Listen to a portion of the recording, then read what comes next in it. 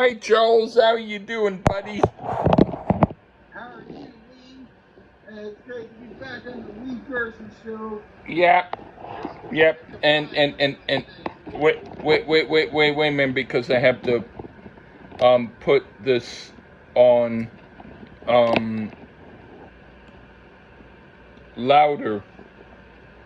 Okay. Can I hear you now even louder? Yeah. Or wait.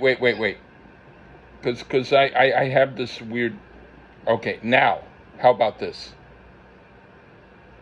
Okay, I'll have to do it like this. Okay. Now. Wait a minute, because my phone wire is weird. How about now? How about now? Yeah. Now it's All right. working good enough. I will put the speakers closer to me, so then Yeah. that way we can hear you. How? Okay, I can hear you now. All right. Good. Right on. We're doing an album that you recommended to me, and Yeah.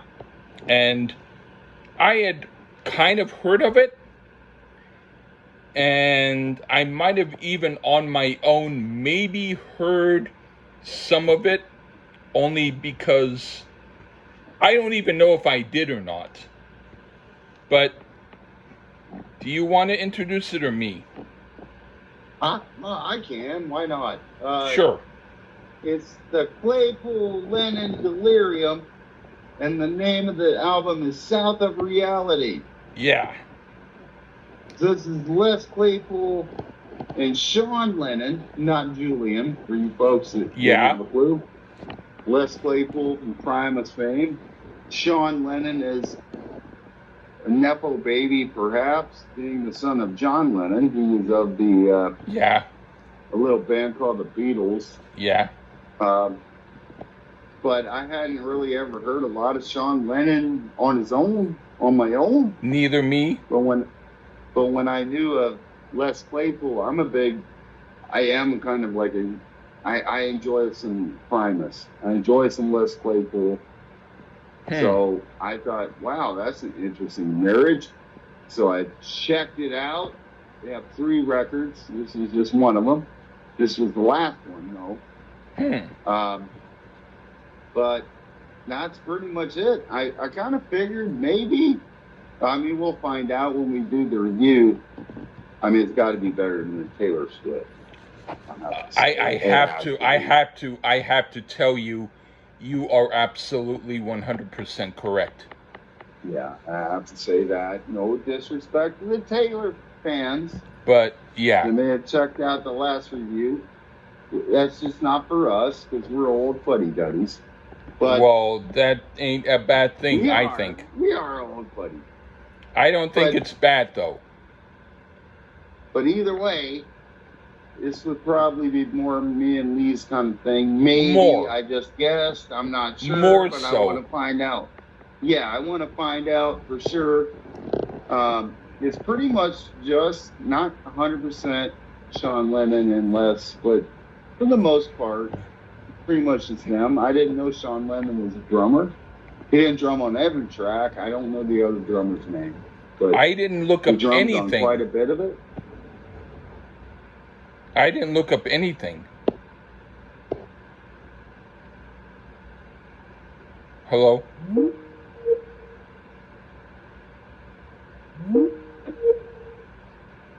Yeah. Hello? Yeah, I didn't. Okay, yeah, I didn't look up anything. That's good. So this is Delirium, South of Reality, the Claypool Lennon Delirium, South of Reality, and let's get into it, Lee. Okay. You go first. You go first? I mean, me go first? Okay. You, yeah. Yeah, Little Fishes. Well, right away, in fact, I don't even know all of the order of the songs, so if I get it a little wrong, you can correct me, because I still have all of the songs done. It's just, maybe I didn't do them all in the right order, but I will try. But Little Fishes. Well, Right away, I'm wondering why wasn't I invited to the recording session? This reminds me of stuff I've done, but not in a way where it's like I heard it before, but like it kept me interested. It's the sort of thing someone might need to hear more than once in order to appreciate, but I can hear the humor and the intricacy of what's being done. And I'm not familiar at all with anything else Sean Lennon has done, but this is certainly the best stuff I've heard by Les Claypool. So this so far is becoming welcome in my wheelhouse. What do you think? Well, I mean, obviously, vocally, it's a total Lennon, but geez, it's Sean Lennon. I mean, anyone could be allowed to sound like John Lennon. It would be Sean and Julian with my money. Yeah. Claypool is smoking on the bass here, and he gets in on the vocals a bit too. Les Claypool, I can see why Metallica said to him, "No, you would outshine this," after the sad death of Cliff. Because he did try out for the group, and they said, no. He's so fabulously talented on the bass guitar, it's insane. This is like a wonderfully demented Beatles song, and Sean is actually a pretty solid guitar player. This is wonderfully odd, and in that good kind of way. Totally originally sounding, with nods to the past at the same time, so I love Little Fishes. Okay, what do you think of Blood and Rockets? I often wonder if one was to hear this song and say, wow, this sucks. What are they missing in their lives? Is it religion? Common sense? Needing to get laid? I don't know, because it so doesn't suck. It's the antithesis of suck. Again, Sean Lennon has a bit of a higher voice than his father, but it's undeniable his lineage coming through on those vocals. He also hit some highs that would make Paul McCartney blush a bit. Fantastic guitar work by Sean Lennon. And Claypool serves this song a bit more than the opener with his bass work. And this song is a bit more accessible sounding than Little Fishes, but it's fantastic all the same. This is criminally underappreciated music in my ears. I dig this one a lot, if it isn't obvious. Okay, I hear how well done it is, and it was not unenjoyable, but it sounded to me like they could have brought more to it, but didn't, either because of fear of the producer or whatever. It does have a sound that reminds me of Oasis, but not the very best Oasis or Noel Gallagher, whose High Flying Birds I need to hear again, because he does sometimes do some of the best music I've heard. But it's not bad, but it does, at least to me, sound like a continuous count of 1, 2, 3, 4 in comparison with the first tune. Okay, the next song is South of Reality. Aside from a few brilliant moments, which I very much liked, most of this sounded like I'd rather hear a whole Dave Grisman album than this song again for originality. That does not mean this is bad, but it does mean I think they had, at least so far, the opportunity to be more than what they would expect of listeners, but decided, at least so far, to not give those listeners what they wanted yet. Does that mean they will give listeners later what they want? I have yet to know. What do you think? Well, this one seems to be a bit more of a Claypool type song here.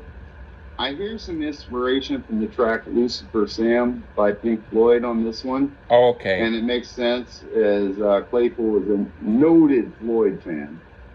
The song has a great flow to it. The strength is that it's that Barrett-esque chorus to it. More madness going on here, but a controlled madness that works. The bass solo is totally insane. For me, it's almost how hard to describe how good it is. Has to be heard to be believed. That's my opinion. Okay, what do you think of Easily Charmed by Fools? Uh, that's not the next track, but I'm gonna do it. What is the next track? Bariska. Okay, all right. What do you think of Bariska? Because Bariska. it's on my list. Like I said, I might not have done everything in order, but we will do it in order. So what do you think of Bariska? It seems to be Tomorrow Never Knows little brother here. Or perhaps more appropriately, the son of Tomorrow Never Knows. At least it starts that way. It certainly could have fit in with Revolver tracks on his style. And while Sean does sound a bit like his father, he actually finds his own voice a little bit as well on this song. I mean, it's a strange thing with genetics, you know. Thankfully, no Yoko here. Probably the most conventionally sounding track thus far. You hear some pop hooks in the chorus. More solid guitar playing by Lennon. I'm impressed with his playing thus far. To be quite honest, I'm sure his old man would smile at this track. I enjoyed it. We even get Mellotron. I enjoyed Barista. Okay, I have to explain that not as a cautionary tale to people, but maybe a cautionary thing. I had a liter of vodka when I was going to do this review earlier, and somehow when I was walking I fell down, and I'm not exactly sure when I fell down, but I noticed that when I first heard this song, I had notes that stopped in the middle of it, so I had to re-listen to it. But because I don't want to not save what I wrote, I'll say I first started to write, this song seems more like a chant to whatever was there, and then that's when I stopped. And then my notes stopped. So I had to hear it again, because this might have been when I was drinking so much I wasn't sure what I was doing. But I heard it again, and I can't hear what I thought I meant by a chant, but this is an okay song. It has a cool progressive rock element about it, and it's a hell of a lot better than anything done by the group Asia. I'd listen to it again. It's cool. Okay, Yeah. Now what is the next song? Easily Charmed by Fools. Okay, so it wasn't so different in my list. It's just one song off. But anyway, this sounds like Sean Lennon was enthralled with Les Claypool's sound and wanted to do an album with him, and this was a song to go on it. What do you think? Well, for some reason, perhaps in his style, I believe Claypool stepped up a bit more in the writing on this one. His bass work is about as primus as it gets here. We get some talk about Tinder on here, so that's kind of funny. Vocally, again, it's a bit more Floyd, which is a bit surprising. Not really. But more solid guitar work from Sean Lennon. And Claypool, his bass work, phenomenal. But this is a pillar track for this record. It's good, but it doesn't blow me away as much as the other tracks thus far. But it's solid filler. It's like a really good brown crouton and a good salad. You know that, Lee? Like, yeah. Good croutons in a salad. Yeah, it's like if the salad isn't great, at least the croutons save it. Yeah, so it's needed, but does it work? You know, is it needed? No, yeah. But does it work? Yeah. So like a good crouton in the salad. Okay. Is the next song Amethyst Robin or not? It is. I mean, Amethyst Realm. Anyway, yeah. What do you think of that one? The bass line I could listen to on its own. Claypool proves more than once he can serve a song and still outplay probably the planet on that instrument. We get a little more Pink Floyd love here, specifically in the keyboard sounds. I so wish I'd been able to see this tour because amazingly they only played theaters, and this had to be great live. Tremendous psychedelic rock jam here. Everything about it works. Vocals are on point. Awesome instrumentation. Just more great shit here, Lee. Amethyst Realm. All right, I am convinced Les Claypool needed Sean Lennon to do good work. But whichever, this song is the type I could listen to while washing dishes, but that's only because it would be good enough for me to do that. I feel I need to listen to this album again because there's not enough great music like it nowadays. This is a pretty cool song. Okay. Is the next song Toady Man's Hour or not? It is. Okay.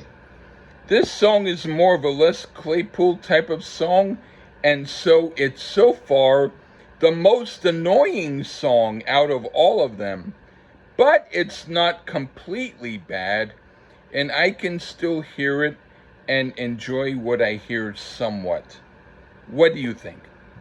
Well, ironically, it's pure Claypool here. This is like a psychedelic Primus song. This guy is one of the most pure talented dudes in history of rock for me. It's scary how great of a bassist he is, and the ideas that come out of his mind are just so out there, but yet awesome. Probably the most proggy sounding song thus far, and totally not out of the wheelhouse of Primus here. So Primus fans would dig this, but people like Lee that aren't, wouldn't. Yeah. But it's on the lower end on this album for me. Thank you. But still enjoyable. Yeah. Okay. What do you think of the Cricket Chronicles? Well, this is also a part 1 and part 2, like Love and Rockets, Ask Your Doctor, and part 2 is Side Effects. Yeah. And part 1 has a bit of an Indian feel to it, with Les Claypool adding some killer bass over it. Lyrically, it's very surreal, like an M.C. Escher painting, verbalized, or something to that effect. It's hard to discern both movements.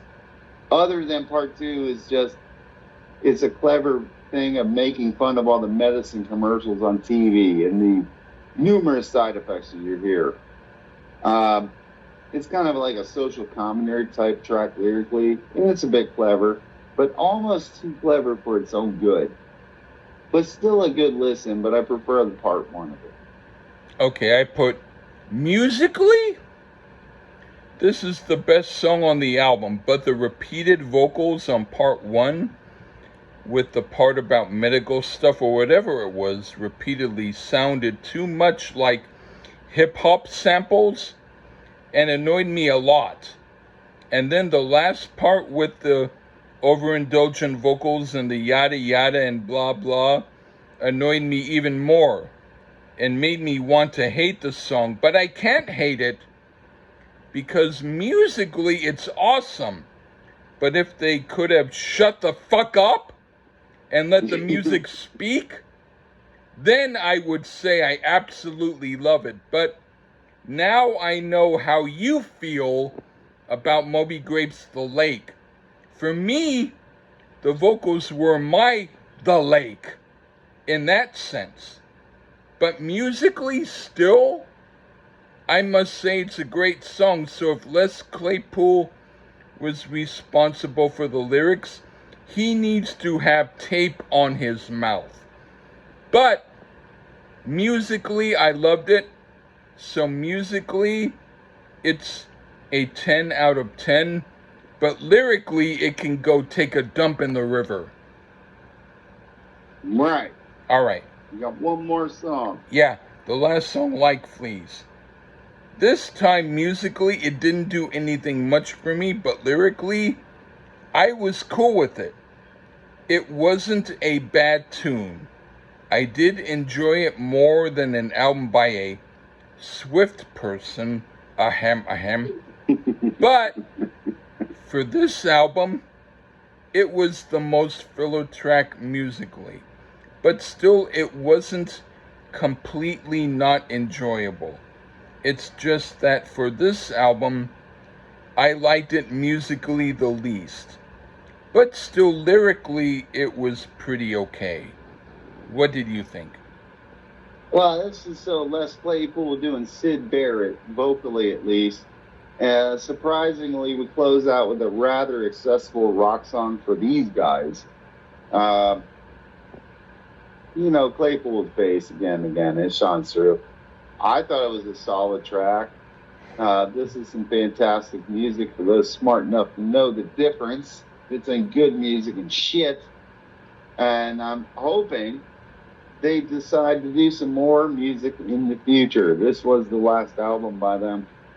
Please bring some more. We need this in our lives, even if we didn't like all of it the same, but you liked it more than you thought, huh, Lee? I do think that most of it, if not all of it, is stuff that I will go back to again. There you go. Even So if Lennon, the songs that I will go back to are not the ones that you will. that's fine. It's But not it's fine pretty because good I want stuff. someone to agree with me. I agreed like 94%. But the 94% that you agree with makes the 6%. Stand Never out. mind. Oh, Lord. No, Oh, no. Lord. Actually, I'm kind of kidding. The truth is, I'm happy that you showed me this group because it's more my bag than anything else recent that I've heard. Well, right on. Yay. Yay. I won something, folks. You It's you better you than you Taylor won. Swift. You won, and oh my god. Even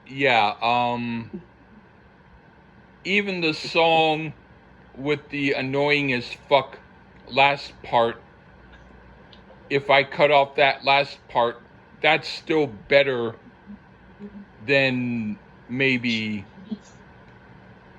Any Taylor Swift. well actually one song off of Taylor Swift I thought was actually really, really good.